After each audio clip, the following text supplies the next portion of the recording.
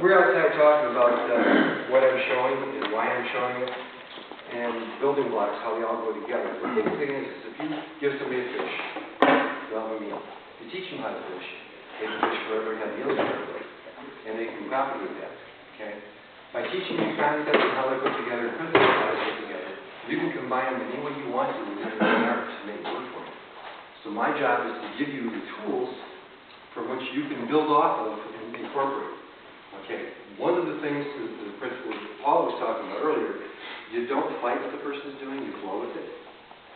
If you fight it, chances are whoever's stronger is going to get the upper hand. The object is to amplify whatever your opponent's doing to the point where they don't want to control it. It's like running. If somebody pushes you from behind, you end up in their face because you're not expecting to be going that fast. Having a rug pull out, you're at this point and all of a sudden, oh, you don't have control over the momentum that's been built up on you. That applies also to weaponry. We're going to touch on that right now. And I don't want to really do this without proper gear, but I don't have the proper gear here. Okay. Knife defense. Many different arts have ways of dealing with knives. The ones that scare me are the ones that use force against force. A lot of the military and law enforcement, LEO training scares the crap out of me. The reason being is because the guys are taught to put up a shield to stop whatever's coming at them and then build off of it. Okay? If he's got power and I just try to stop him, it's like walking down the street and some guy comes at you with a bicycle. You just put your hands out. His momentum is greater than what you can handle. You're going to hit the ground and you might get your hands caught in the spokes, or you break a thumb catching the handlebars trying to stop the guys from yelling. Do not try to stop him. Guys coming at you, go, whoa, step out of the way. It takes less force. Ran into a guy once in Chicago. He says, I've been training in iron vests for the past 6 years. I'm getting pretty good at it. Why would you want to do this? Well, when you get in a fight, somebody can hit you and it won't bother you. Well, yeah, but you spent all this time learning how to take a blow when all it took was to go like that. I think if you spent 5 years learning how to avoid, you would have less injury. You wouldn't have broken ribs from being hit with a baseball bat because you were practicing. And these guys would sit here like this and go, okay, kick me in the groin. Give me a hand. You're taking pain when the guy goes for a kick and you just go. And I thought that a couple of won't reproduce. True. So eventually we'll lose them? Is that what you're saying? It'll phase itself out? If they do a technique and it doesn't work, they're out of the gene pool. That's right. And I look at those guys that sit there and do this as, and 50 million sperm, that's the one that got through. Okay? Now, for example, and you've all seen this, I'm not sure what art you're going to do, it doesn't really matter. The guy comes up with a thrust, okay, and he goes, this, and you try to stop it. There is a nerve on the inside of the arm, and there's also tendons. If you hit the tendon on the outside of the arms, it causes the fingers to release. If you hit the center nerve on this side, it causes it to become tighter. Depends on which one hits first. So if you go like this, and you do it hard, and the knife lets go, where's the knife go? Okay? I was in Canada, and I had a half kilo group up there, and I was teaching knife techniques, and I asked the instructor to show me his defense for this. And he put his hand up with an upper outer block, and he threw a punch. I said, you know what happened in real life? He says, well, the punch would get in. He says, yeah, you also have a knife stuck in your cheek. No. So I did. I had 3 stitches in my cheek. He came down like this in his hand. I put up a hard block, and the knife let go, and right in my cheek. So from that point on, I started using the hockey helmet. But the point is, if you try to stop force, there's still force continuing on. If you haven't got equal to or greater than his, you're going to take the brunt of it. So try not to resist force, but go with force. It's easier not to be there than to try to stop it. And if you stop it, they feel another need to come back in. If you go with it, I don't feel anything coming back. I feel my energy still going that direction. I've got to change it to come back.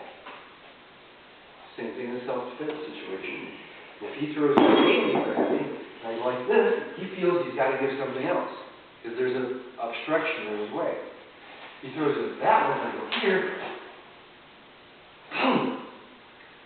He doesn't feel the need to hit again because he's still expending the energy. I've added power to it. Okay. So this is where we're going. Instead of trying to position our feet and whatever, we're going to work with the upper triangle, which is shoulder, shoulder, top, head. Okay. From right here. It doesn't matter if you're in open stance or close stance. Open stance to start. He throws a haymaker. I put my hand down like this. Where's my allowance? I'm coming straight down, which causes his energy, which is coming up, to ground it. It's not stopping it, it's redirecting it. And by hitting down, this relaxes. Okay? I'm not smashing it, I'm sweeping it. Down. Now, from right here, follow the weapon, and then come back. This is a very good police officer. Down, up. Okay? That's to get away.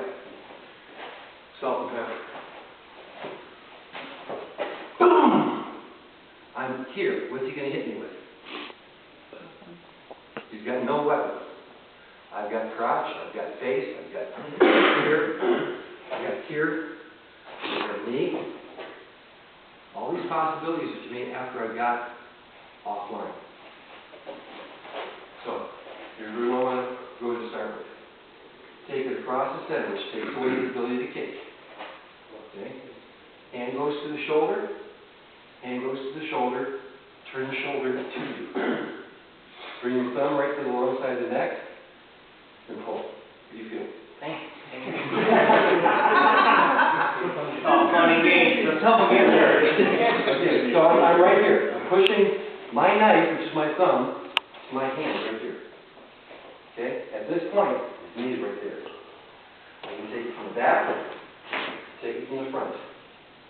But I've taken away his weapon. If I walk, he's got a problem. Okay, so let's do that. It's called the bouncer's come along. But I know someone's thinking this. Give me a minute. Someone's thinking that. I know that. Look at this and tell me what takes that away. Well, if he's got isn't it something you try to do?